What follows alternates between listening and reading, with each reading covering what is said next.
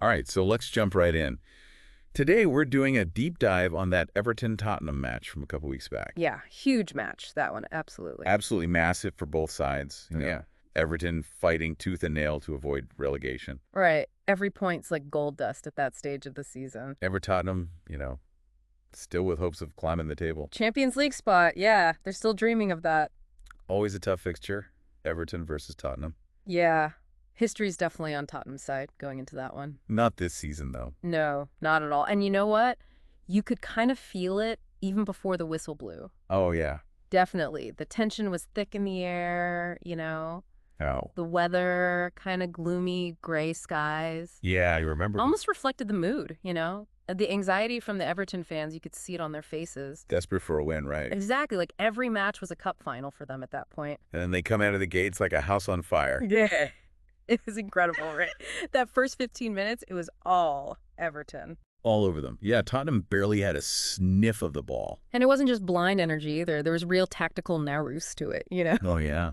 Oh, absolutely. They were pressing high, forcing Tottenham into these sloppy passes. Just errors you don't usually see from them. Tottenham looked rattled, like they didn't know what had hit them. They were totally off their game, and then, boom, Calvert-Lewin.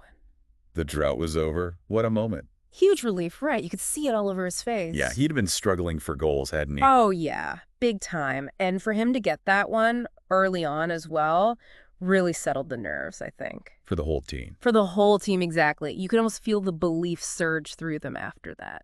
And then Tottenham, well, their defending was... shaky, to say the least. Shaky's putting it mildly. I mean, almost conceded an equalizer right after. Right. A couple of shaky clearances, just not dealing with the pressure. And then 2 more goals before halftime. Nightmare first half for them, really. 3 goals down.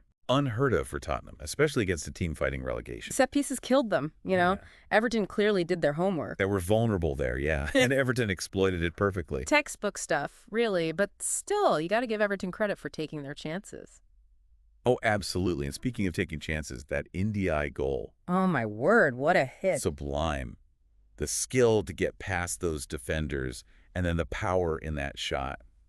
Unstoppable. Top corner. No chance for the keeper. I mean, it was a moment of individual brilliance for sure. Yeah, no doubt about it. But also, Yeah. it speaks to Everton's tactics as well, Giving players like Ndiaye the freedom to express themselves. Space to operate. Exactly. And he took full advantage, didn't he? Now, to be fair to Tottenham, they did put up a fight in the second half. Yeah, they came out with more purpose, definitely. Some nice interplay, particularly on that right flank. Kulusevski causing problems. He was lively, yeah. Created a couple of good chances, and then that goal. Lovely finish. And then Richarlison off the bench. Yeah, another good goal, yeah. They definitely showed some spirit. But ultimately, Silly, yeah. the damage was done in that first half. Exactly. And, full credit to Everton. They defended resolutely. Saw the game out, yeah. Professional performance. They earned those 3 points, that's for sure. And it was a massive result for them, right? In the context of their season. Huge, yeah. Move them a bit further away from that relegation zone.